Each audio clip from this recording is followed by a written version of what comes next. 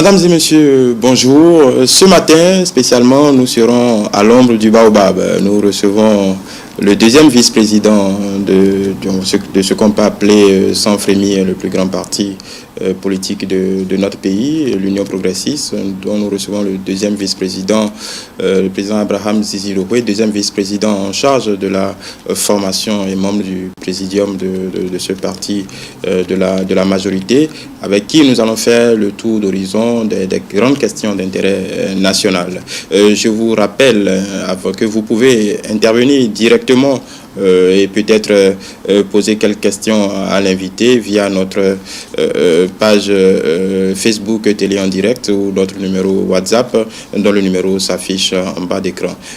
Abraham Zizirowe, bonjour. Bonjour, cher ami. Merci d'avoir honoré de votre présence notre invitation de ce matin. C'est moi. Voilà. Nous allons très vite rentrer dans le vif du sujet. Nous sommes encore sur le coup en fait, de la grande émotion que nous avons en tant que population, en tant que collectivité nationale, éprouvée la semaine dernière à l'occasion du retour de quelques œuvres de notre trésor national, les 26 œuvres du relevant du royaume du trésor, des trésors d'Abomey.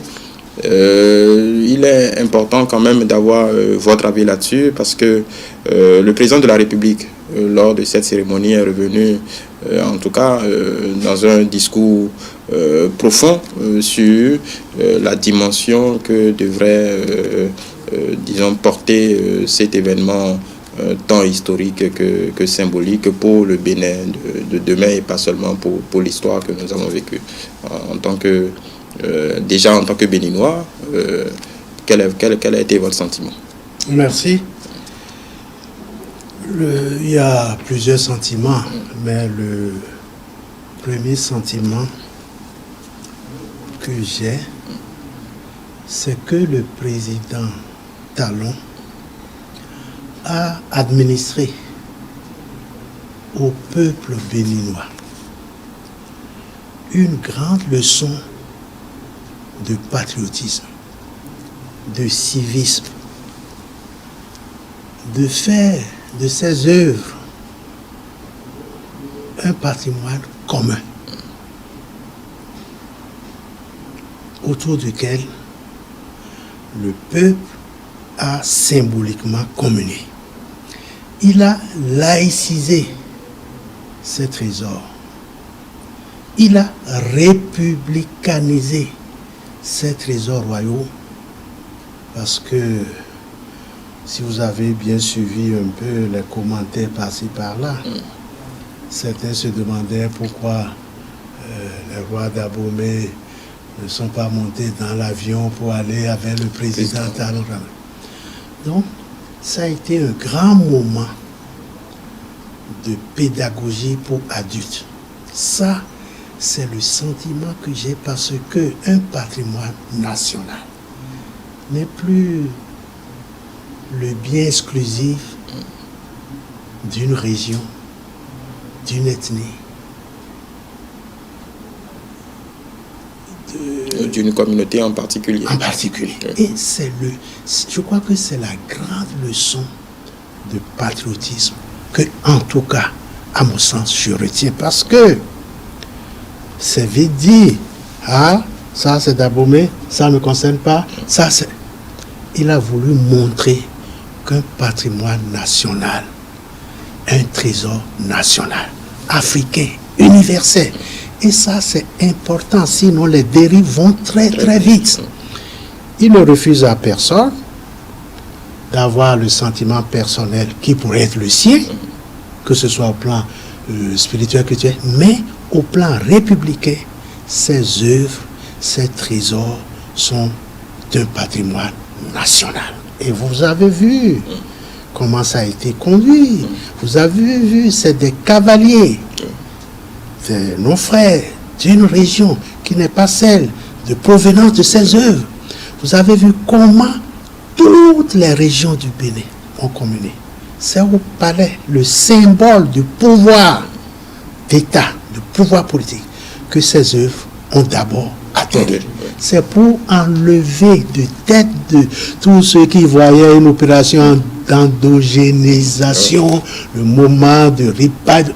Les gens sont libres de faire ça chez eux. Mais ce qui appartient au Bénin est au Bénin. Une œuvre qui viendra de Kétou, de Manaville, d'Adjad, n'importe où, quand c'est un patrimoine national, c'est tout le pays qui est concerné. Ça, c'est une grande leçon de civisme, de nationalisme, de patriotisme que le président Talon a administré à tous les Béninois, toutes tendances confondues, pouvoir, opposition, religion, région, pour dire ça, c'est le bien commun. Autour de ça, nous devons... C'est important. Je n'ai pas vu des gens beaucoup mettre l'accent sur cet aspect. Oui. Il y a eu d'autres aspects où les gens ont montré quelques divergences et ça se comprend. Nous sommes en République. J'ai vu le post de mon aîné, le professeur Akindez, qui montrait que l'ampleur d'autres n'avaient pas besoin de temps de communication. Non, non. Je respecte beaucoup mon aîné. Et puis, il parle du Nigeria qui a refusé de prendre un certain nom parce que la quantité n'était pas. Non, c'est pas de ça qu'il s'agit. Et je m'en voudrais de ne pas évoquer ici une icône nigériane, africaine, prix Nobel de la paix, Ole Soyinka. Oui. Dans son mode opératoire pour récupérer ses œuvres, il a préconisé la violence. Il faut aller les chercher avec les fusils. Est-ce que ça paraît réaliste? Je me pose des questions. Nous devons faire attention. Est-ce que le contexte dans lequel nous sommes aujourd'hui, un pays africain, peut, avec des fusils, des armes, aller chercher ces œuvres qui se trouvent au nord sans qu'on ne taxe de terrorisme? Je crois que nous devons faire attention parce que le mode opératoire qui a été celui du Bénin, de Talon et de la France, de Macron, ça me paraît bien réfléchi.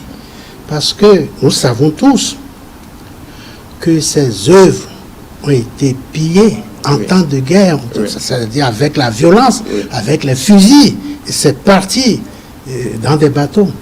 Mais au retour, à quoi nous avons assisté? C'est dans la négociation, c'est dans la douceur, c'est par le droit comme arme que ces œuvres-là sont revenues au bercail et par avion. Ça vous dit que c'est important de faire le parallélisme parce que, bon, nous pouvons dans des élans de panafricanisme jeter les populations dans le...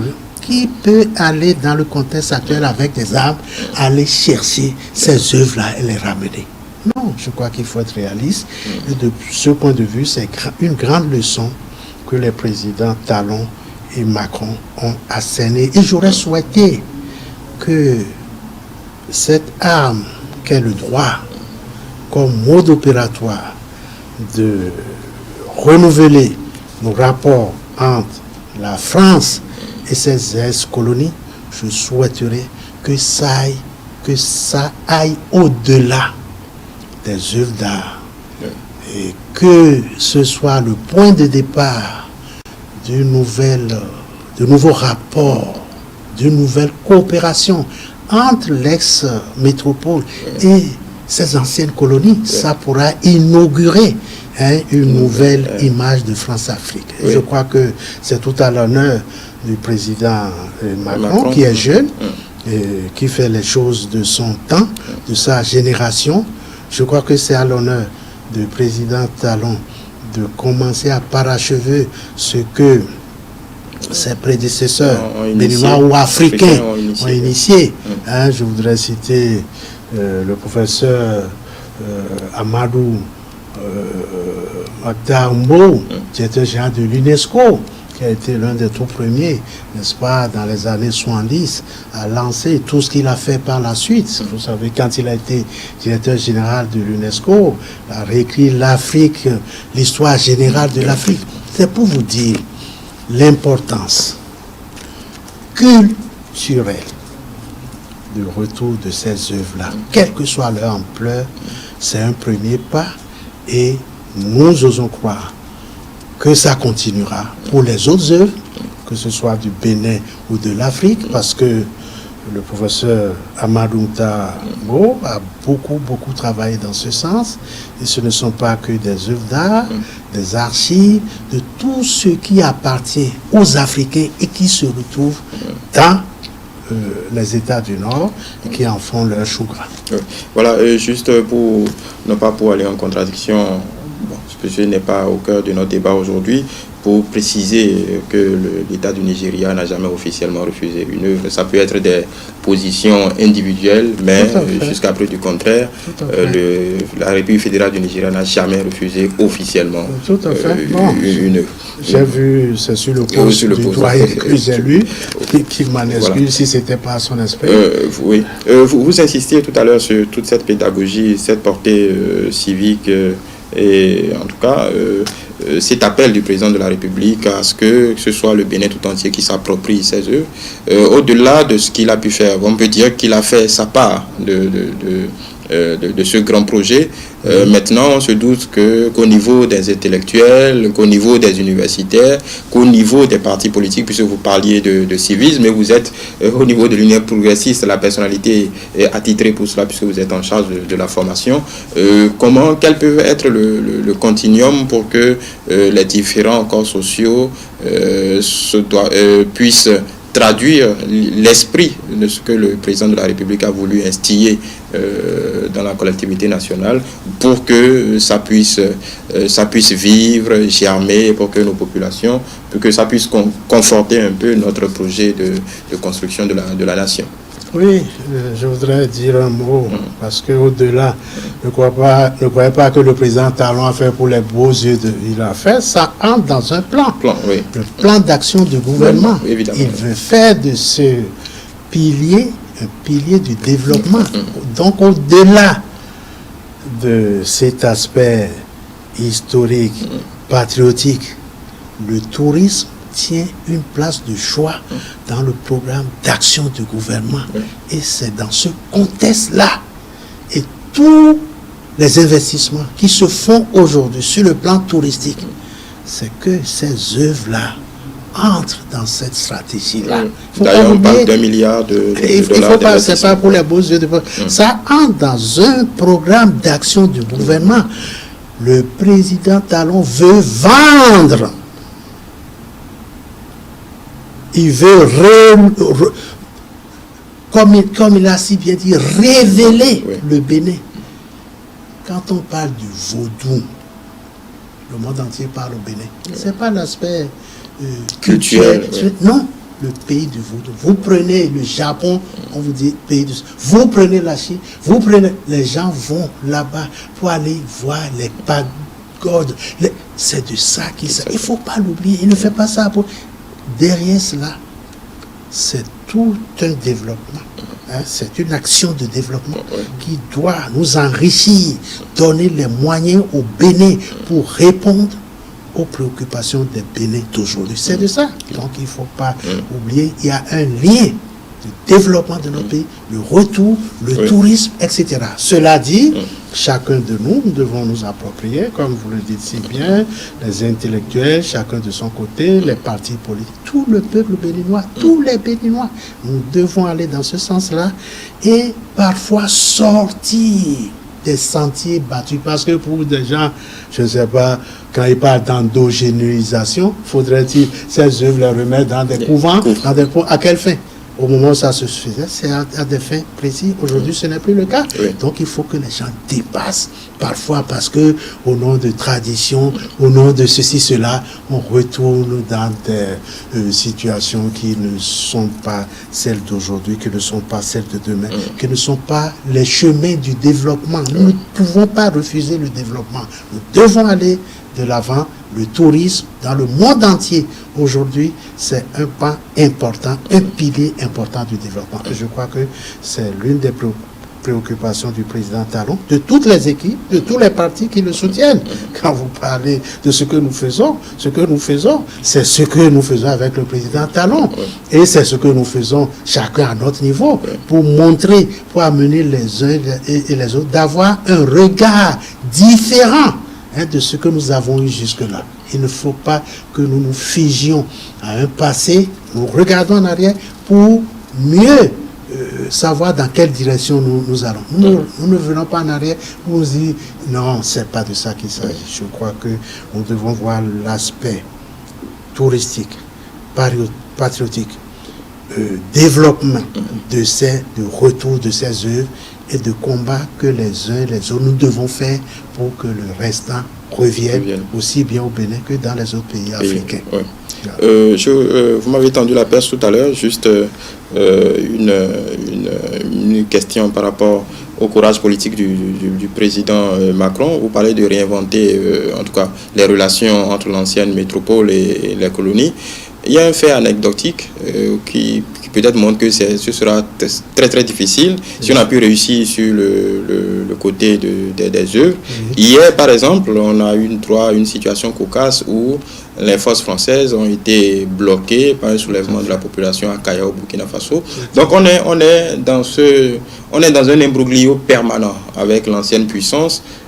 Comment on peut en sortir? Parce que d'un côté, il a fallu que le président Macron torde le bras à sa majorité pour créer l'opportunité pour le Bénin et d'autres pays africains d'avoir ce succès-là. Et d'un autre côté, il y a comme une crispation au niveau...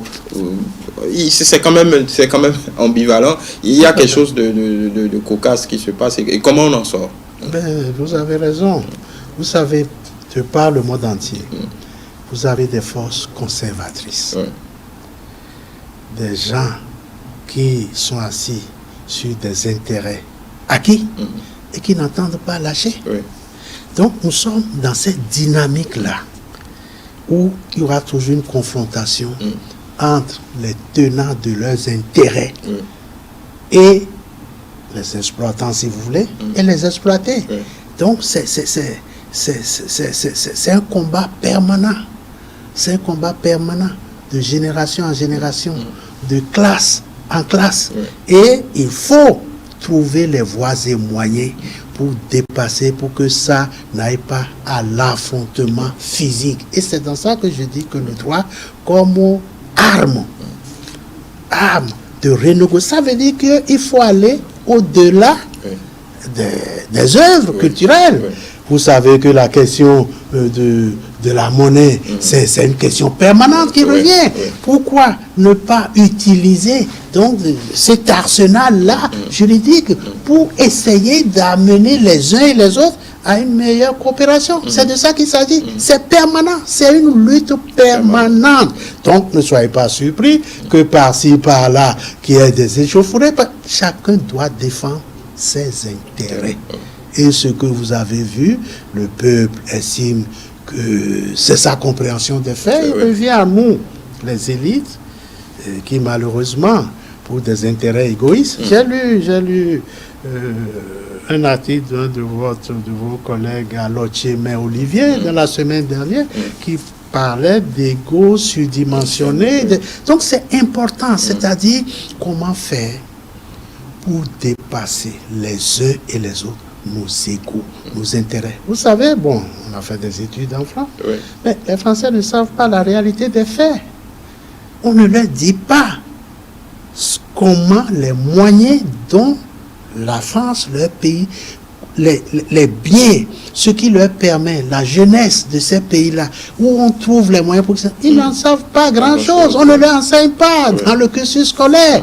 Vous allez, ils ne savent pas. Mais les Français qui ont des relations avec l'Afrique, les multinationales françaises qui ont des relations avec l'Afrique, savent que sans l'Afrique, la France aurait des problèmes. C'est pour ça qu'il faut renouveler la coopération pour que ça n'aille pas à l'affrontement. Sinon, on a vu ailleurs, en Asie, comment ça s'est passé avec les anciens. Bon, c'est un choix. Si l'ancien maître préfère qu'on aille au truc plutôt que dans dans la concorde, dans la négociation des intérêts réciproques. On ne dit pas parce que nous sommes dans une interdépendance avec la mondiale. Personne ne peut vivre en autarcie aujourd'hui pour dire, pour ma souveraineté, pour mon ceci, en vase clos. Ça ne peut pas.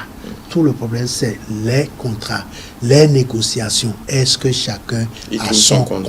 Tout est là. Si, à cause de sa jeunesse, le président Macron, il va malgré les forces conservatrices qui n'en voulaient pas. Il ne faut pas croire que c'est de gaieté de cœur. Il a fallu qu'il aille devant l'Assemblée nationale. Donc, de part et d'autre, vous avez les forces conservatrices. Il faut lutter contre ces forces conservatrices de part et d'autre pour aller de l'avant. Il faut qu'on aille au-delà des œuvres d'art, des trésors royaux, sur d'autres plans, nos coopérations, les accords de coopération au lendemain des indépendances. C'est là. Vous voyez ce qui se passe en Guinée, en Centrafrique, au Mali, etc. Ça remet en cause. J'ai écouté le ministre des Affaires, Le Drian, qui a parlé de prédation, mais il n'y a pas de bonne ou mauvaise prédation. Que ça vienne de l'Est ou de l'Ouest, c'est prédation. C'est de ça qu'il s'agit. C'est de ça qu'il s'agit, cher ami. Nous allons clôturer ce pan des œuvres d'art. Pas une question anecdotique parce que je ne peux pas ne pas vous la poser. C'est la question par rapport aux anciens présidents de la République, par rapport à la cérémonie qui ont reçu des invitations formelles, le président Soglo, le président Yahi. Le président Yahi, n'étant pas sur le territoire, a eu ce que j'appelle la courtoisie républicaine d'adresser ses félicitations et de justifier son absence. Mais du côté du président Soglo, c'est silence radio jusqu'à aujourd'hui. Comment vous l'interprétez? Non, on ne peut pas l'interpréter parce que, bon, ça fait un moment, moi, j'ai plus entendu la voix du président Soglo. En sachant bien qu'il s'est battu aussi pour ces œuvres d'art. Mais puisque la route de l'esclave, tout ça, là, ça entre. C'est dans un... C'est un continuum naturel. Voilà. Donc, bon, je ne connais pas s'il est présent, son état de santé, parce que ça fait un moment que je n'ai plus entendu ça. Donc, je ne peux pas interpréter cela. Mais ce que je peux dire, le président Talon a bien fait de les associer. On peut être associé de loin, comme de près. Le président Yahi s'est exprimé formellement. Bravo. Chiche. Le président Soglo n'a pas entendu. Je ne sais pas pour quelle raison. Est-ce qu'il est présent? Est-ce qu'il est en bonne santé? Je ne saurais le dire. Ce qui est sûr, d'une façon ou d'une autre, tout le peuple béninois a été associé à ce grand moment d'histoire, à ce grand moment de patriotisme. Et nous devons savoir que le Bénin est un, quel que soit Alpha. Nous sommes en démocratie. Tout le monde ne peut pas dire la même chose. On peut pas, c'est pas, la démocratie, c'est pas l'unanisme. Non, c'est que les jeunes puissent s'exprimer. Et les gens se sont exprimés, c'est l'essentiel. On a vu la ferveur patriotique, je crois, et je pense qu'il en sera ainsi pour le reste. Et il y a d'autres développements que je ne voulais pas faire ici, mais ça montre que le concept clanique, le concept régional, petit à petit, ça, il faut que ça s'efface. Ce qui provient d'un coin de Bénin et qui est de nature patriotique, que tous les Béninois sachent que ça appartient à tous les Béninois. Vous parlez de clans, de régions et tout ça. Est-ce qu'en réalité, quand on regarde très bien, quand on réécoute ce discours du président de la République, il a choisi ses mots, mais en réalité, est-ce que ce n'était pas ça qu'il voulait toucher du doigt? Il faut qu'on en arrive à dépasser nos différences et qu'on aille à la construction de la nation. C'est de ça. Je ne voudrais pas venir sur un débat passé pour montrer, quand on parlait de changer le nom du Bénin, parce que ça n'a plus de sens aujourd'hui, que ça vient de ce qui est national, ce qui est laïcisé, ce qui appartient à tout le monde.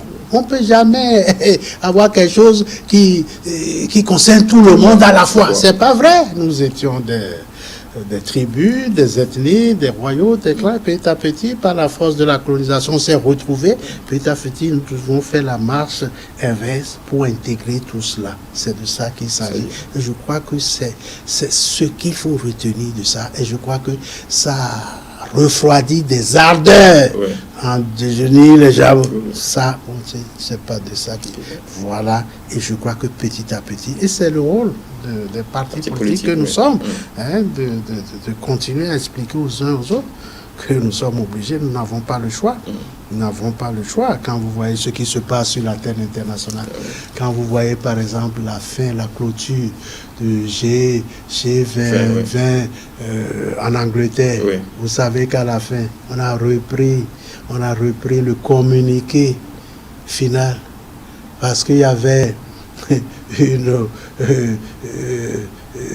une formulation qui n'allait pas dans le sens de la Chine et de l'Inde. Mais on a repris cela. Pourquoi? Parce que la Chine et l'Inde constituent des mastodontes. Ça veut dire que nous devons, Africains, tirer le son de ça. Ce n'est pas les micro-États qui feront face, qui pourront faire changer dans une conférence de cette nature-là. Donc ça nous interpelle à l'interne qu'il faut nous unir. Ça nous interpelle dans la sous-région qu'il faut nous unir. Ça nous interpelle au niveau continental qu'il faut nous unir pour être fort, pour être en phase. C'est nécessaire.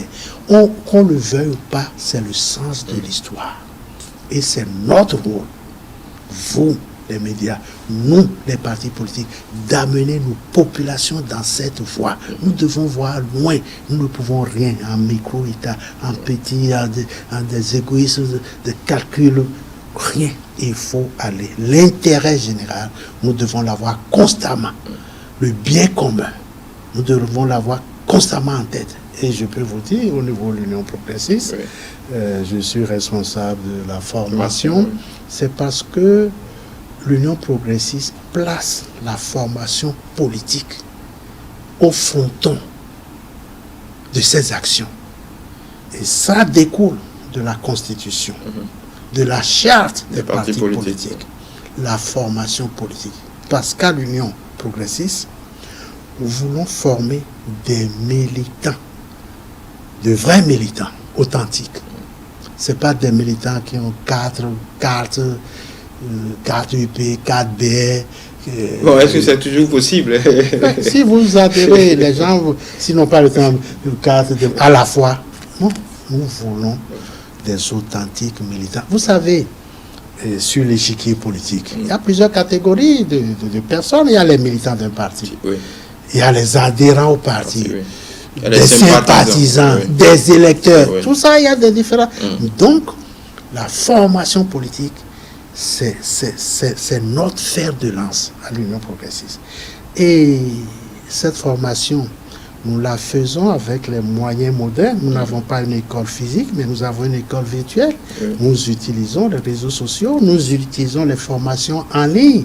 Nous avons un programme, nous avons une cellule de formation avec un responsable.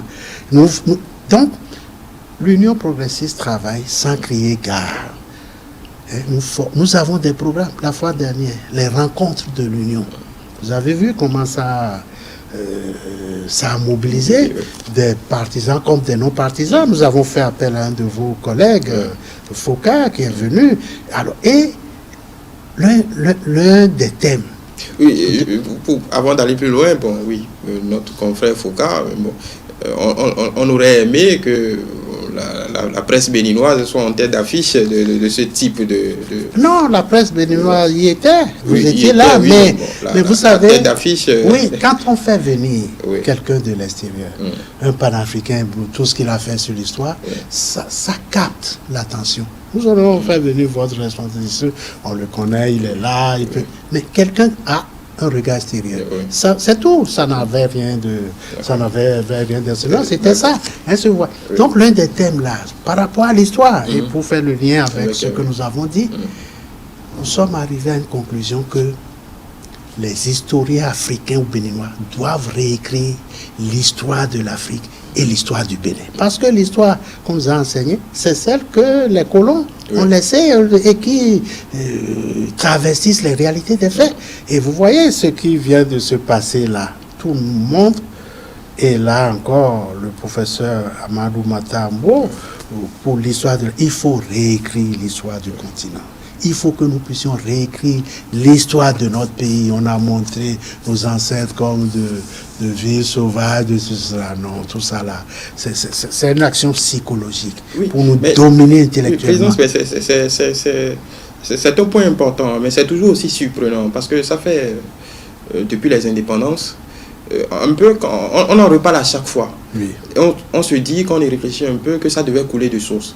Les gouvernements différents, c'est presque, on a presque envie de croire qu'il y a une main extérieure qui nous empêche de réécrire. Parce qu'il suffit, à la limite, il suffit de prendre un stylo et un papier et réécrire notre histoire. Mais on s'en plaint tout le temps. Au fil des années, ce n'est pas notre histoire qui est enseignée. Mais qu'est-ce qui nous empêche de nous asseoir et d'écrire notre histoire, puisque jusqu'à près du contraire, c'est nous qui décidons de ce qui est enseigné dans nos écoles, à moins qu'il y ait d'autres réalités qu'on ne perçoit pas. Apparemment, nous décidons. Mais nous sommes liés par des accords de coopération. C'est pour ça que je vous dis, si le droit comme arme, au-delà des œuvres, des œuvres d'art, peuvent aller dans d'autres domaines, ce serait bon. Le système éducatif, nous sommes dans des réseaux, nous sommes dans des accords de coopération. Ces accords, c'est pas nous aujourd'hui, c'était fait depuis, et vous êtes liés. Donc c'est pour ça que je vous dis que c'est une lutte permanente, petit à petit, que nous allons essayer de déconstruire tout ce qui a été fait au lendemain. Vous savez, et pour l'histoire réécrite, il y a deux dates et deux lieux qu'il faut retenir. Berlin, 1885. Conférence de Berlin et conférence de Brazzaville. Il faut remonter à cela pour pouvoir déconstruire, pour être ce que nous devons être. Sinon, c'est là que tout a été scellé. Et nous devons remonter à cela. Donc, il ne suffit pas aujourd'hui de se lever, j'écris, nous allons écrire, mais il faut remonter à cela. Berlin et Brazzaville. Ça, il faut qu'on ait à l'idée, vous, nous, tout le monde, pour faire comment ensemble, parce que l'expérience a montré, vous dites, il suffit qu'on... Nous avons vu la Guinée, qui a voulu, vous avez vu comment ça s'est passé, nous avons vu d'autres pays, nous avons vu RDC, de Lumumba, donc ça vous dit que les choses, on le dit, mais dans la réalité des faits, il y a ce qu'on voit en surface et ce qui est réel. Donc, c'est avec intelligence, avec compréhension réciproque que nous pouvons, entre nous Africains et Africains, vis-à-vis des pays du Nord, petit à petit, remonter le cours de l'histoire pour que nous puissions nous placer vraiment en partenaire. Et que dans les contrats, chacun y trouve son compte. C'est important. Donc, je vous disais que la formation à l'UP, la formation politique, pour faire des militants engagés UP, et pour faire également des citoyens béninois engagés dans le développement, parce que c'est un impératif pour nous. Le civisme électoral, il faut l'enseigner. Le civisme environnemental, il faut l'enseigner. Le civisme fiscal, il faut l'enseigner. Et c'est dans les systèmes de nos formations, c'est ce que fait l'UP. Et je vous dis, nous formons politiquement pour avoir des militants UP engagés, pour avoir des citoyens béninois engagés dans le développement, et avoir des citoyens panafricains, c'est néo-panafricains, tout ça, prompts à nous retrouver. On l'a dit tantôt, seul, vous ne pouvez rien, il faut être en groupe. C'est ça l'objectif de la formation politique à l'Union progressive. Nous le faisons tous les jours. Nous avons des programmes, connaître le Bénin. Je ne peux pas étaler ici tout ce que nous faisons, mais nous ne crions pas, puisque c'est à l'interne, c'est en dehors, c'est en direction de nos militants. Nous le faisons. Nous étions à Porto Novo, nous étions à Cotonou, nous étions à Dassa, nous étions à Ouida. Donc, les week-ends de fête, nous les mettons à profit pour travailler. Je vous quitte ici tout à l'heure, je vais à une réunion. C'est vous dire que l'UP travaille. Je voulais vous poser une question. Quand on regarde, on ne va pas prendre l'ancienne métropole comme étalon. Vous êtes un parti de la majorité, le plus grand, c'est factuel. Sur les grands dossiers d'intérêt national, ailleurs, quand la majorité, l'exécutif montre au front, on voit de suite les grands partis de la majorité montrer au front également. Est-ce que vous ne pensez pas, au-delà du travail que vous faites dans le parti, au sein du parti, à l'endroit des militants, est-ce que vous ne pensez pas que des partis comme l'UP ou le Bloc républicain ou les autres partis de la mouvance présidentielle, ou bien même l'opposition, parce que de leur côté, je pense qu'il y a plus d'exigences de ce côté-là, puisqu'ils veulent la conquête du pouvoir, est-ce que sur les questions d'intérêt national, vous n'avez pas monté au front parfois? Parce que certains disent, on a posé la question à d'autres, non, nous ne voulons pas faire doublon parce que nous sommes de toute façon au gouvernement. Mais ailleurs, on voit très bien qu'on est au gouvernement, mais peut-être on vient appuyer ce que le gouvernement dit, ou parfois on peut avoir des points de divergence quand bien même on siège au gouvernement. Est-ce qu'il n'y a pas, est-ce que ça ne manque pas parfois? Parce que parfois, c'est un peu comme si les partis n'existent pas. Non, voilà. C'est une vue déformée de la réalité. Nous discutons avec le chef du parti, nous avons des ministres au gouvernement, ils sont membres du parti, ils sont à nos réunions, donc ça se fait. Mais leur position, c'est la position du gouvernement, pas la position des partis. Non, avant d'être la position du gouvernement, une fois que c'est discuté, parce qu'au niveau du parti et qu'une position est prise, vous savez, nous sommes dans un gouvernement de coalition. Ce n'est pas l'UP seul qui est au pouvoir. Il faut que les gens comprennent ça. Nous sommes dans une coalition gouvernementale. Donc, il faut en tenir compte de manière à ce que ne pas vouloir tirer trop le drap pour ça, pour dire... Non, nous faisons ce que nous devons faire. Ce qui est à l'interne, nous le faisons. Ce qui est entre nous et le gouvernement, nous le faisons à travers nos ministres, à travers le chef. Mais en dehors de ça, bon, c'est le moment d'agir. Nous avons trop parlé dans ce pays. Monter au créneau et rien ne se fait. Nous préférons faire et que les gens voient pour dire ça travaille. Ça, c'est rien du tout de crier cela et zéro. C'est ça qu'on a fait tout le temps. C'était le système d'otage, le système de chantage. Quand on commence à crier, c'est pour... Et dès qu'on se tait. C'est pas ça. Nous, on a trop crié, on a trop parlé. Nous voulons agir.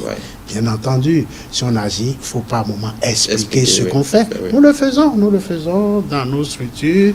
Vous savez, après le système, la réforme, les partis ont eu la vie dure. Hein. Vous savez, on a fait notre congrès en 2018. Il fallait un an après. On n'a pas pu, à cause des élections. Donc, vous voyez, vous avez votre structuration. Là, nous avons un peu d'accalmie électorale, 2021, 2022, pour mettre nos structures définitives. Nous avons fonctionné jusque-là avec des structures provisoires. Ce n'est pas facile. Vous voyez, tous ceux qui se sont retrouvés ensemble, qui s'affrontaient avant dans l'ancien système de chantage et d'otage et qui doivent maintenant dire la même chose. Ce n'est pas chose facile. Ce n'est pas chose facile. Donc tout ça là, ça prend du temps. C'est pour ça que j'ai dit, soyez indulgents pour les partis. C'est pas facile. Vous voyez, même l'opposition, vous voyez toutes les difficultés et qu'ils ont, ce n'est pas parce qu'ils ne veulent pas, mais c'est parce que c'est difficile. Hein, parfois, quand ils disent c'est une excuse, on nous a exclus, c'est pas vrai, c'est pas vrai. On s'exclut soi-même quand on ne fait pas l'effort nécessaire pour se regrouper. Et c'est pas chose facile parce qu'on a des vieilles habitudes de guerre, de leader. Si je suis, c'est moi, sinon ça m'a. C'est ça qui frappe l'opposition. Moi, je suis satisfait que ces temps-ci, on voit que de plus en plus, les gens voient le temps venir plutôt que de s'éterniser dans on m'a exclu. Justement, est-ce que vous pensez qu'au niveau d'aujourd'hui, on peut dire que les réformes sont consommées et puis de toute façon, les partis que ce soit les partis de l'opposition ou ceux qui ont voulu s'opposer par des moyens un peu recommandables aujourd'hui, tout ce qui s'est passé, en tout cas toutes les avancées qu'on a eues sur le champ des partis politiques, c'est de l'acquis et que maintenant il faut résolument jouer le jeu dans la perspective de 2023. Oui, je le crois fermement. Et je vais vous donner d'exemples, ce qui me réjouit. J'ai vu, je ne sais plus si c'est sur votre antenne ou ailleurs, j'ai vu un jeune leader, il n'est pas de l'UP, il est d'un autre parti, mais qui en ces temps-ci-là n'avait pas le langage qu'il a aujourd'hui. C'était le jeunisme, c'est le dégagisme des anciens. Mais je l'ai écouté, j'étais sidéré. Et vos collègues lui ont demandé, il a dit non, il faut apprendre auprès des anciens. il faut la discipline. Et ça veut dire que le système partisan est en train de réussir, parce que même au niveau de la jeunesse qui jusque-là pensait que la politique c'est de la génération spontanée, il suffisait d'être jeune, on prend le pouvoir. Non, il faut, ça s'apprend. Et j'ai été très heureux d'entendre ce jeune-là revenir à demeure sentiment pour dire, ah non, nous devons rester à nos aînés, nous apprenons à leur côté. Parce qu'il y a beaucoup de choses, on pense qu'on peut le faire de façon, c'est pas vrai, tout s'apprend. Même votre métier, si vous ne l'avez pas appris, on vous donne, vous pouvez le faire. Donc je crois que cet exemple-là me montre que le système partisan est en train. Il suffit de continuer. Si quelqu'un a pu atteindre les 10% de... Mais pourquoi je ne le ferai pas? Il n'a pas de tête. Le parti UP n'a pas de tête. Donc, les démocrates, ceci, cela, FCBE, tout le reste, peuvent l'avoir. Oui. Si je suis dans une classe d'école, quelqu'un a 18 de moyenne sur 20, il n'a pas de tête. Je vais chercher aussi à avoir 18 sur 20. C'est de ça qu'il s'agit. Et moi, je crois que l'opposition est dans la bonne voie. Moi, je les encourage d'aller. Il n'y a que ça. Parce que le multipartisme intégral, c'est limitement. Ça n'amène pas. Nous voulons un multipartisme limité. C'est faisable, c'est jouable. 4 ou 5 partis dans ce pays, c'est une bonne chose. Chacun pourra... Il y aura la visibilité. On saura qui est qui. Vous avez 20 partis, 30, 40, 50, 60, 100 partis. Pour faire quoi? Ça veut dire que le système partisan, Karin Kara, est en train de faire son... Et nous devons encourager, nous devons aller dans ce sens-là, vous et nous, pour montrer que l'union fait la force, qu'il faut vraiment se mettre ensemble. Et je crois que ici à là. Est-ce que le parti, on va dire, le parti l'UP est presque en terrain conquis parce que c'est le grand parti en termes d'élu. Oui, c'est plus difficile de se maintenir premier que de venir à l'arrière. Donc, nous, de toute façon, nous sommes sur notre lancée, nous sommes en tête, nous voulons être. Et ce n'est pas donné d'avance, vous savez. Et pour 2023, disons, on n'aura plus que BL, les partis de la mouvance. Nous avons les partis de l'opposition. FCBE a démontré aux élections communales, si elle n'avait pas connu quelques divergences, elle ferait des scores. Donc moi, je souhaite qu'ils aillent dans ce sens. Moi, rien ne sert de gagner sans... Non, moi, je crois... J'aime la contradiction. Je souhaite que l'opposition s'organise. Ce n'est pas à nous de leur donner des leçons, pas du tout. Mais si nous, on a pu réussir, ils doivent pouvoir également. Moi, c'est dans ce sens-là. Au niveau de la réorganisation il n'y a pas de proclamation d'une certaine réorganisation de la classe politique, mais on a vu, il se susurre dans l'opinion publique après que le BR, votre parti, l'autre grand parti de la mouvance présidentielle est phagocyté l'UDBN. Il se susurre aussi que du côté de l'UP il y a quelques tractations. Est-ce que c'est possible? Est-ce que vous pouvez nous dire? Qu'est-ce que vous pouvez nous en dire? Ou bien il y a l'opinion publique, les gens affabulent, ou tout est possible? Non, vous savez, il y a des moments où la classe politique, que vous veuillez ou non, se renouvelle, se recompose. Des alliances, des désalliances, des fusions. C'est de ça qu'il s'agit. Les gens... Donc on y est. Non, les gens font les calculs. Mais par rapport à des exigences de la loi. Mais vous lisez la loi et vous traduisez pour dire, en l'état de la loi, est-ce que je peux? Si je ne peux pas, qu'est-ce qu'il faut? C'est de ça qu'il s'agit. Que ce soit au BR, à l'UP, dans l'opposition, c'est le moment des tractations pour 2023. Si je suis à l'UP, je n'ai aucune chance, compte tenu de ma circonscription. Je vais aller voir ailleurs si je peux. Mais c'est de ça qu'il s'agit. Mais il ne suffit pas, politiquement, de faire ça. Il y a des implications juridiques. C'est ça que beaucoup de gens ne comprennent pas. Il ne suffit pas de faire une proclamation, de signer un papier, nous sommes... Non. Le mot d'adhésion à l'UP, par exemple, c'est en ligne, individuellement, que vous adhérez au parti. et vous voulez démissionner, c'est également. Et il y a des process. Oui. Il suffit pas de... Non, très concrètement, et ce n'est qu'une image. Si par exemple demain Mouel Bénin, Oui. ce n'est qu'une image, et ça est une supposition, Oui, décide de Mouel fusionner. Bénin fera Oui. sa déclaration. Mais chaque membre militant du Mouel doit Bénin, aller en ligne voilà, sur notre et faire son adhésion. C'est de D'accord. ça. Donc, si vous ne faites pas ça et que vous restez à l'étape de simple déclaration, des questions vont se poser au moment de la confession des listes électorales. Parce que vous savez qu'il n'y a plus d'alliance Oui. de partis pour aller aux élections. Oui. Si vous le faites, vous risquez d'avoir une liste viciée. Oui. Ça, c'est clair. Donc, je ne donne pas de leçons aux gens, mais je dis de bien lire la charte des partis politiques. Oui. Et en dehors de la proclamation politique, il faut les implications juridiques, il faut les formalités au ministère de l'Intérieur. Sinon, vous savez faire une proclamation, vous continuez d'exister au ministère de l'Intérieur et que vous retrouvez sur une liste XY, c'est que cette liste-là sera purement et simplement écartée par la Sénat et vous allez dire, vous allez crier à l'exclusion. Attention. D'accord. Ça, c'est entendu. Je pense que ceux qui peuvent être intéressés par vos clarifications ont sûrement bien accueilli vos explications. Maintenant, juste une question importante au niveau de, on va dire, ce Parlement a toujours fait l'objet d'un procès.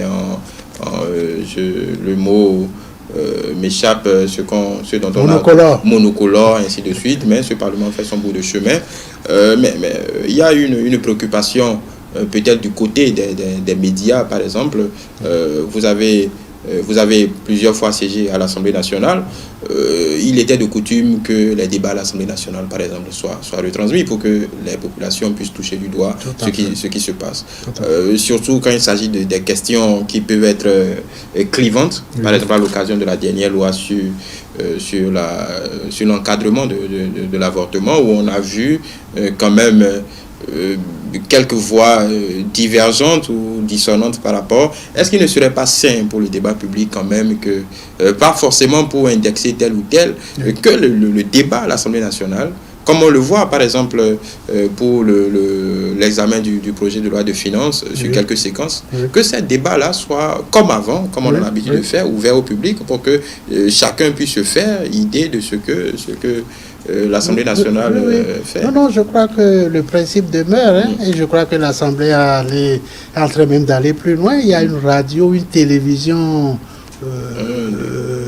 assemblée. Oui, on a eu je crois que c'est peut-être que la pandémie a joué un peu sur ça et que l'accès et tout ça, je crois que ça a dû jouer. Sinon, je ne vois pas, il n'y a aucune restriction de ce point de vue. Les débats parlementaires, c'est ça qui fait la vie des parlements.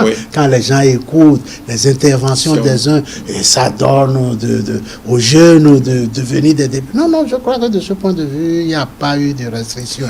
Tout le reste, c'est peut-être une question de timing, une question de partout, il y a un ralentissement des activités à tout point de vue. Et vous voyez des fonctionnaires qui ne vont plus au boulot, qui sont voués au télétravail chez eux. Donc, la pandémie a eu beaucoup d'effets sur la vie communautaire, la vie professionnelle, la vie politique, Je crois que ça doit être un peu lié à ça. Sinon, il n'y a pas de raison, puisque les audiences sont publiques. Les débats sont publics et doivent être retransmis. Et tout est coché. Non, ça existe. Les gens, s'ils veulent aller aux archives, aux procès-verbaux, des débats, ils peuvent y aller. Il n'y a aucun problème de ce point. Je crois que ça doit être une question de timing et de la pandémie qui a dû jouer un peu sur ça. Sinon, il n'y a aucune restriction. Ce n'est pas parce que c'est monocolore. Mais il y a des débats à l'interne.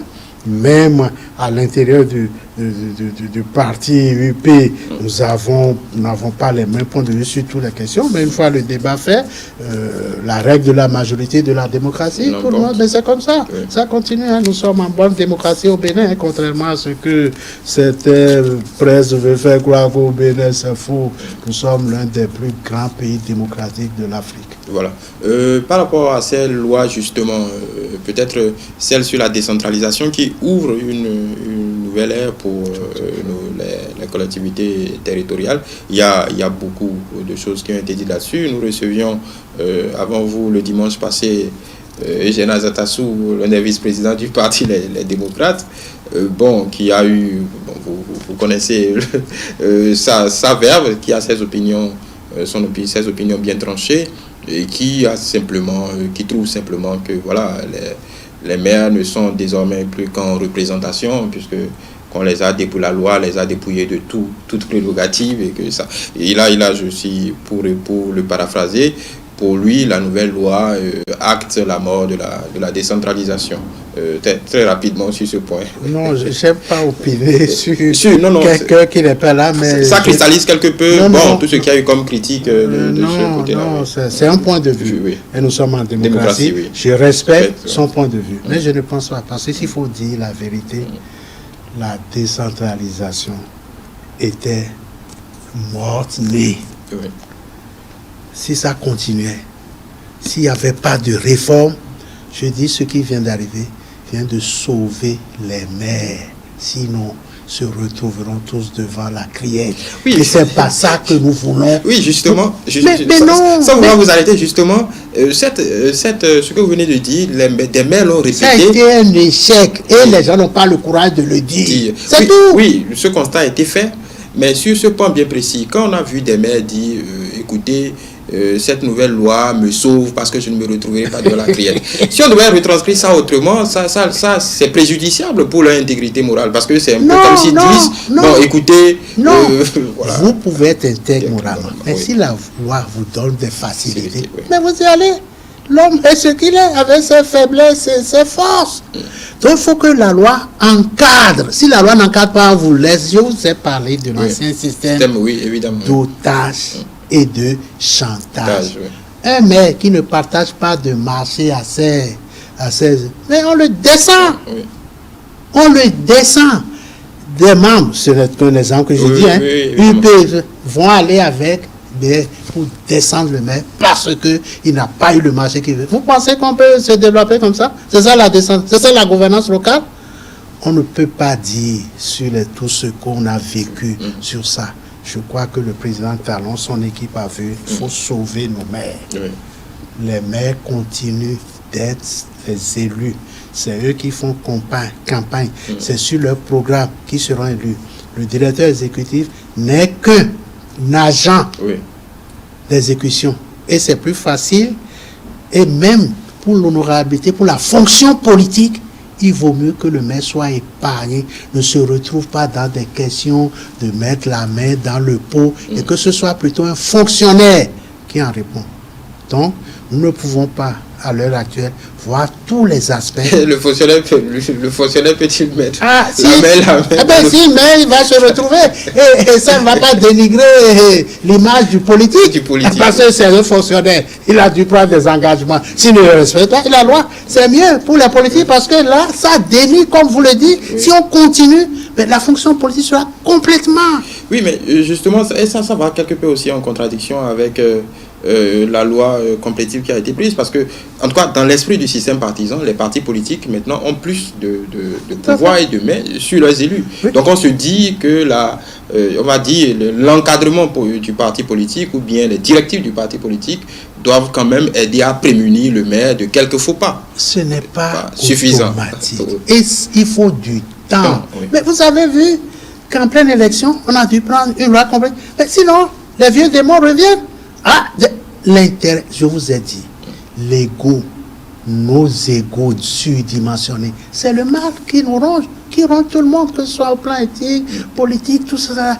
L'homme, s'il n'a pas de frein, dès qu'il peut, il s'en va. C'est pour ça qu'il faut encadrer. Même la démocratie, il faut l'encadrer.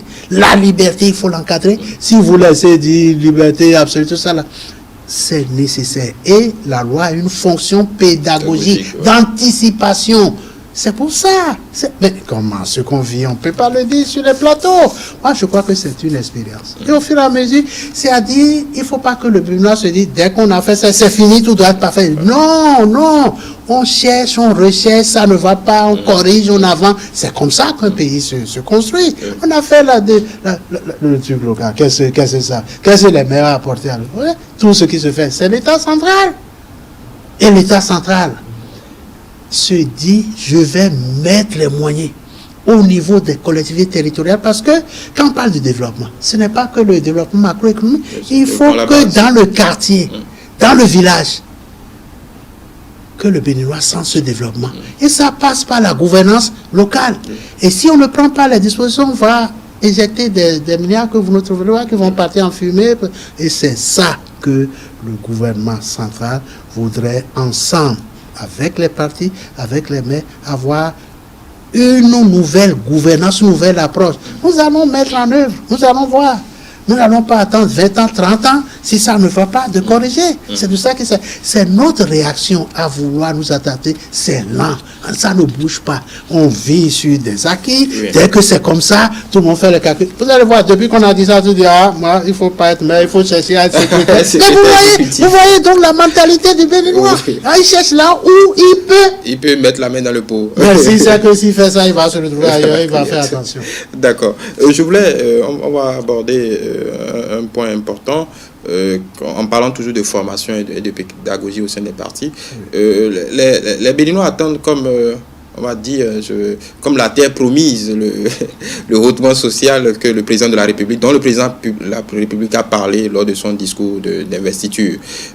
Quelle est la déclinaison que les partis, la pédagogie que les partis appliquent pour que les militants rentrent dans l'esprit de ce hautement social? Au-delà, parce que quand vous discutez un peu, en fait, vous comprenez directement que les populations attendent un peu comme avant, des transferts directs, voilà, il faut distribution. C'est ce qui est entendu, grosso modo. Oui. Et les gens, chacun le conjugue à sa manière, ainsi de suite. On a vu le PAD en parler la dernière fois lors de son université de vacances. Il serait intéressant de savoir qu'est-ce que les partis, comment ils arrivent à disons, faire entendre ce qu'il faut comprendre de ce hautement social-là pour qu'il n'y ait pas de désillusions à la fin. Non, vous voyez, quand on dit le social, il y a une mauvaise compréhension du social. Voilà. Qu'est-ce qui n'est pas social? Tout est social. Qu'est-ce qui n'est pas politique? Tout est politique. Oui. Moi, je crois, c'est dans nos formations politiques que quand je vous ai parlé du civisme environnemental, oui. Ça veut dire beaucoup de choses. Ce n'est pas d'aller installer ses affaires sur la voie publique pour dire c'est ça qui me donne à manger. Oui. C'est avec ça. Il faut du civisme environnemental, on ne peut pas. Il faut assainir le milieu dans lequel vous vivez. Si vous vendez, il y a des lieux de vente, des marchés construits. On vous dit allez là, vous allez là. Et si vous allez là, vous aurez ce que... Mais le Béninois, non, c'est à côté de moi, ça dit le civisme, l'éducation civique, nous devons la faire au quotidien. Tout ce que l'État, ses démembrements font, c'est du social. Pour rendre la vie plus facile, l'accessibilité dans la ville, aller d'un point à un autre, c'est du social. S'il faut décliner, nous avons, mais on ne peut pas dire tout ça là sur le plateau. Le social est partout. Mais comme au vieux démon, dès qu'on a dit tout le monde voit distribution d'argent. Non, ce n'est pas que l'argent qui fait tout. Non, l'argent est un moyen. L'argent n'est pas une fin en soi. Donc, comment on change cette matrice? Mais c'est la formation, c'est l'éducation, c'est amener les gens. Par exemple, avant, un militant, vous l'appelez pour une réunion, vous devez lui payer de l'argent. Mais aujourd'hui, nous avons des réunions, les gens viennent, on ne paie que le transport, ce qui est utile. Mais en dehors de ça, mais c'est ça, c'est petit à petit. C'est l'activité que vous avez appris, c'est votre job, ce qui vous donne à manger. Vous êtes journaliste, vous vivez de ça d'abord. Maintenant, le cursus politique, si votre vision de la vie, vous la trouvez dans un parti politique. Vous inscrivez dans ce parti politique pour faire aboutir les idéaux de ce parti. Vous n'allez pas au parti politique pour avoir de l'argent. Vous n'allez pas au parti politique pour avoir tel poste. Ça ne veut pas dire que si vous êtes dans un parti, vous n'avez pas. S'il y a des postes qui se présentent au bénéfice du parti, il voit dans son vivier la liste de ses militants, les profils qui correspondent, et on vous promeut.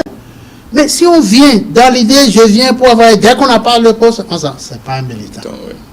Il peut aller, il ne faut même pas perdre le temps. Ces gens-là, vous allez les voir passer, butiner de fleur en fleur, ce n'est pas des militants. Ils peuvent être des sympathisants, ils peuvent être des électeurs, mais le militant il se sacrifie pour que les idéaux de son parti puissent l'emporter. Parce que ce faisant, il sait que c'est dans l'intérêt général que chacun y trouve son compte. Ce n'est pas chacun à ceci qui va faire l'intérêt général. C'est l'inverse. C'est l'intérêt commun, l'intérêt général qu'il faut sauvegarder le Bénin. Et dans ça, chacun y trouvera son compte. Mais si chacun court à régler ses problèmes, ça ne marche pas. Je crois que c'est long. Et toutes les structures sociales, étatiques, l'école, les églises, les couvents, tout le monde, la famille, tout le monde doit travailler à donner une bonne morale, depuis la maison, depuis l'année. C'est comme ça. Évidemment, nous avons un concurrent énorme, les réseaux sociaux aujourd'hui, où les gens y accèdent et où on apprend beaucoup de choses. Et ça, là, c'est un autre challenge, c'est un autre défi. Comment encadrer cela, hein, vous voyez. Donc, ça vous dit que ce n'est pas facile, mais il faut de la fermeté. Fermeté ne veut pas dire qu'il ne faut pas être souple. Il faut savoir, c'est la politique du bâton et de la carotte. Là, il faut être ferme, il faut l'être. Là, il faut être souple, il faut l'être. De manière, c'est comme ça, pour que le vivre ensemble se fasse.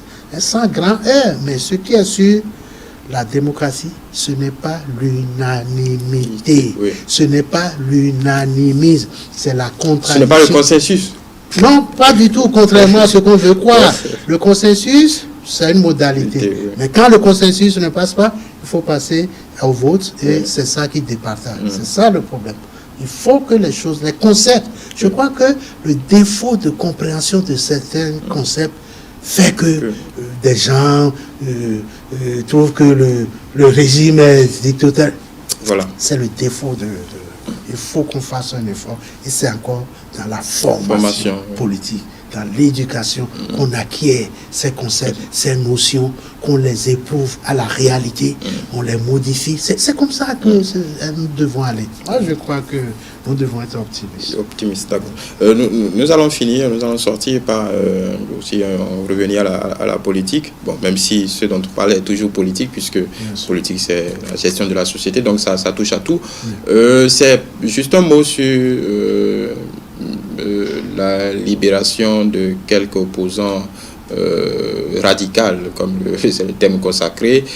Certains ont été mis sous convocation, certains ont été libérés simplement. D'aucuns appellent ça, d'aucuns avaient envie d'adosser cela à la rencontre entre le président de la République et son prédécesseur. D'aucuns appellent ça les prémices de la décrispation. Comment vous voyez ça en tant que parti de la majorité? Il faut souligner que le président de la commission des lois, l'honorable Aladati, avait déjà été monté au créneau dès le lendemain de cette rencontre pour dire qu'il fallait laisser la justice travailler et que seule la justice avait son Tout à fait, il a raison. Quand une affaire en instruction, j'ai dit, il faut laisser la justice. Parce que chacun de nous avons nos sensibilités, nous avons nos émotions. Chacun prend du bout où ça l'intéresse. Moi, je trouve que c'est une bonne chose. Si des compatriotes on maille avec la justice et que la justice, après avoir fouillé leur dossier, que ce soit, comme vous le dites, à cause des juges, c'est des êtres humains. C'est pas des êtres désincarnés. Ils viennent pas de Mars. Ils sont des hommes de chair, comme vous et nous.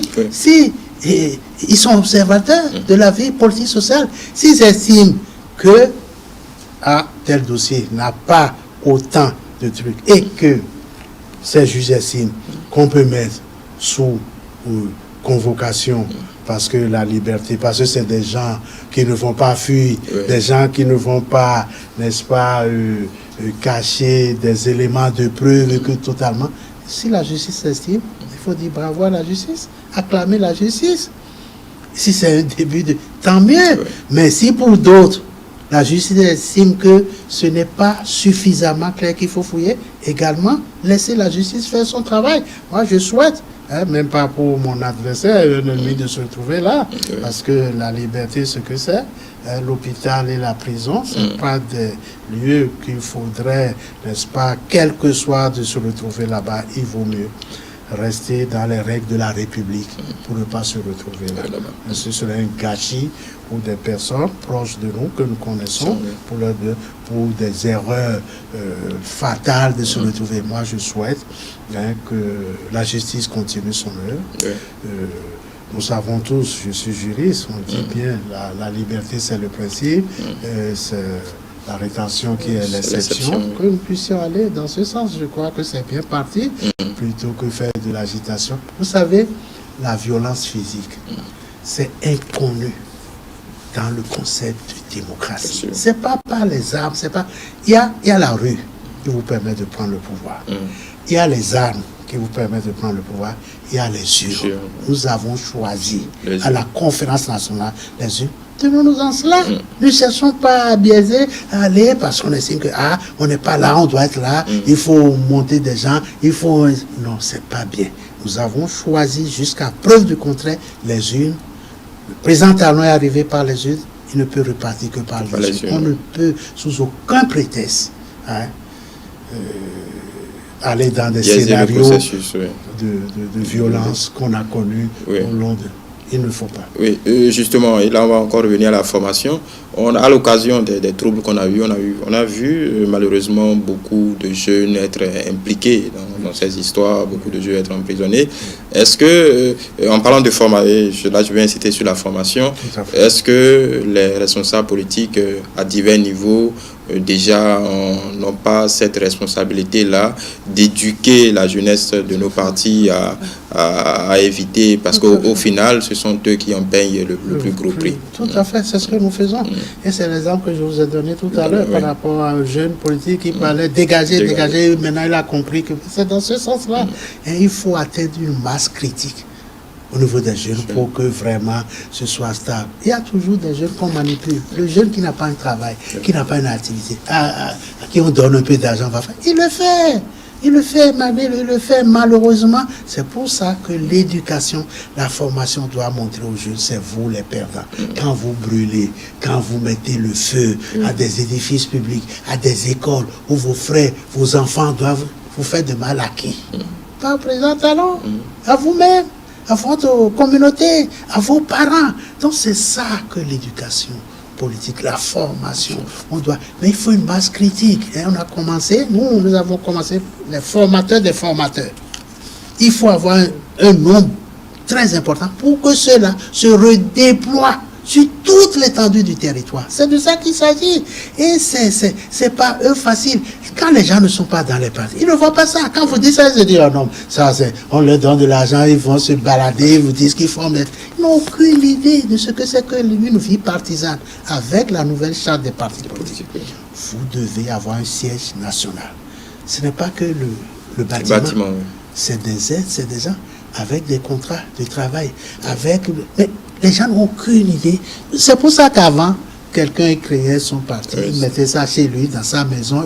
C'est totalement... C'était son patrimoine. C'est une administration. Et quand on dit qu'il y a de l'argent au parti, les gens disent, qu'est-ce qu'ils font avec l'argent? Ils n'ont qu'à nous distribuer ça, ils n'ont qu'à donner aux jeunes, ils n'ont rien compris. Qu'ils viennent dans les partis, qu'ils viennent voir comment ça vit, comment ça se forme. Nous devons avoir des bureaux de représentants dans chaque département. Et c'est insuffisant. Il faut aller dans chaque commune. Et dans la commune, les gens n'ont aucune idée de ce que ça coûte. Rien que le fonctionnement du parti politique. Vous faites un budget de ça. C'est on se dit que vous avez quand même les fonds publics. Mais c'est de ça. Ça sert à ça, les fonds publics. C'est ça que je vous dis. Les fonds publics servent à ça. Quand on dit ça, les gens pensent que les fonds publics, on va prendre, on va distribuer aux gens. Bon, il se suffit aussi que bon, les militants ne cotisent pas tant que ça. Ça vient de l'ancienne habitude. Quand le propriétaire du parti, c'est lui qui donne les milliards. On a donné les habitudes aux gens au parti. Nous redonnons l'habitude aux gens. Pour prendre la carte à lui, payer votre carte, vous devez payer 200 francs. 200 francs, c'est rien du tout. Mais vous avez des gens qui peuvent dire, moi, je n'ai pas 200 francs. Et c'est ça. Le militantisme commence à partir de là. Et nous sommes exigeants. Les 200, chacun doit le payer. Parce qu'il saura ce qu'il a là. Ça représente quelque chose. Il faut savoir où prendre le béninois. Si c'est l'argent qui est important pour qu'il fasse l'effort. 200 francs pour payer sa carte. Et ensuite, annuellement, peut-être 1000 francs de cotisation. Est-ce que le béninois qu'on voit n'a pas ça dans les rues, dans les bars mais bon, on vous dira que, bon, et c'est vrai, les statistiques le confirment, qu'on est en pleine inflation, comme je pense qu'on est au-dessus de 1,5, la vie est chère, ainsi de suite. Est-ce que, déjà, bon, c'est une question anecdotique, ça ne justifie pas que les uns ne trouvent pas les 200, mais vous me permettez de rebondir sur une autre question. On a connu la hausse des prix il y a quelques mois, ça c'est presque jugulé, mais aujourd'hui, et c'est une on va dire un contexte, une conjoncture internationale qui tend à amener de l'inflation. Quelle piste vous pouvez suggérer au gouvernement? Parce que c'est là où on vous attend également, les partis politiques, suggérer des pistes pour juguler quelque peu. Ce que vous dites, c'est des travaux qui se font au sein des partis. En dehors des structures de base, en dehors des organisations de masse du parti. Il y a les comités techniques au sein des partis politiques, comité budgétaire, comité économique, comité éducation, où des études se font. Et c'est ça ce que vous dites, que le parti apporte au gouvernement. Comme je vous ai dit, depuis notre création, nous avons été confrontés à des échéances électorales que nous n'avons pas pu mettre toutes nos structures en place. Nous sommes en train de le faire. Ce que vous dites, il y a des comités techniques qu'on a mis, mais ça devait être plus que ça. De façon permanente, de suivre au jour le jour ce que vous dites et apporter des solutions. C'est pour ça que je dis, soyons un peu indulgents pour les partis. Nous sommes en train, si moi je viens parler, toutes les questions ne sont pas abordées. Ce que je vous dis mon point de vue personnel sur un nombre de choses, mais c'est toujours dans la dynamique du parti. Nous savons où va le parti, nous savons. Bon, l'inflation, c'est une question, moi je dis, il n'y a que la production qui peut permettre de juguler l'inflation. Il faut produire plus. Par exemple, je ne prends que les vivres. Nous savons que pour le coton, nous sommes en premier, nous sommes deuxième dans les vivres au sein de l'UMOA. Moi, je souhaiterais que nous soyons premiers également pour les vivres, parce que quand le paysan, il a son gari, son haricot, et il a ça, au moins s'il a mangé, je dis, tout chef doit nourrir son peuple. On doit au moins ça pouvoir, la puissance agricole dont on parle là, on doit pouvoir nourrir ça. Si le type il a de quoi manger, tout le monde n'a pas besoin d'avoir une voiture, d'avoir une villa, tout ça. Il a de quoi manger. Il a de quoi se déplacer, aller à son activité. Il a des rues qu'il peut arpenter, aller dans son champ, récolter, venir vendre. Le béninois n'est pas... Moi, je crois que c'est la production. Nous devons remettre le pays au travail. Et je crois que le président Talon et ses équipes font ce qu'ils peuvent. Moi, j'ai vu en 5 ans des choses extraordinaires. Que je l'ai souhaité voir ça depuis 20 ans, 30 ans, 40 ans. C'est pas pour dire que les autres n'ont pas du tout. Mais le contexte était tel que les gens étaient des otages. C'était un système de chantage. C'est tout, on est en train de sortir petit à petit. C'est pas sans souffrance, on est en train de le faire. Moi, je crois qu'il faut maintenir cela et on verra au bout du mandat du président Talon les résultats auxquels on serait parvenu. Et je crois que c'est irréversible. Ça m'étonnerait qu'on vienne, quel que soit celui qui viendra, pour dire aux bonnes dames, envahissez les rues qu'on a recommencé à vendre, ça m'étonnerait. Donc vous pensez déjà à celui qui viendra? En politique, il y a la prospective, il y a les trucs, nous voulons que donc, ce soit... il y a la prospective à ce niveau. Nous étudions, nous pensons à 2023. Si on pense à 2023, c'est pour préparer 2026. Si vous n'avez pas les parrains qui vous voient 2023, mais tout le monde, tous les partis sont... Oui, avant les parrains, il faut l'élu. Ah non, c'est le parti qui décide. C'est le parti qui décide. Oui, c'est la démocratie interne, oui, c'est le parti il y a plusieurs les possibilités. Nous avons de jeunes pétris de compétences. Bien sûr, pourquoi pas. Mais on voit le dynamisme des jeunes. Oui. Ça ne veut pas dire, quand nous disons, mais il y a un. Oui, mais vraiment, ceci dit, on voit le dynamisme des jeunes, mais bon, au présidium, ce n'est pas totalement des jeunes. Je vais vous dire, c'est un témoignage d'une militante, d'une cadre UP. Je peux donner son nom comme. Celle qui a fait le plus beau témoignage pour la direction de l'UP. C'est l'honorable Sedami. Parce qu'elle entend dire l'UP c'est le parti des vieux, des trucs là. Des dinosaures. Oh, ça, des vieux. Ça, des vieux, non, il y en a qui le disent. Qu'est-ce qu'il dit? Il dit, ceux qui disent que c'est un parti des vieux là. Oui. Mais c'est un parti où ces vieux là font la promotion des jeunes et des femmes. Il ne peut pas avoir meilleur témoignage pour la direction de l'UP que celle de l'honorable Sedami. Ça, je vous le dis. Il dit que les gens disent, mais c'est là que ces vieux font la promotion des femmes et des jeunes. Je n'essaie de dire c'est moi le jeune qui a la... Il dit, ils font la promotion des vieux. Ça, c'est le plus beau témoignage qu'on puisse faire à la direction de l'UP. Voilà. Et je lui en secret. Voilà, merci beaucoup Abraham Zizidokwe. Je rappelle que vous êtes deuxième vice-président de l'Union progressiste en charge de la formation. Nous sommes au bout de cet entretien. C'est passé tellement vite. Ce fut un plaisir. J'espère que nos téléspectateurs ont pu tirer quelques enseignements de notre entretien, en espérant vous avoir encore très bientôt. Merci à vous toutes et tous qui nous avez suivis.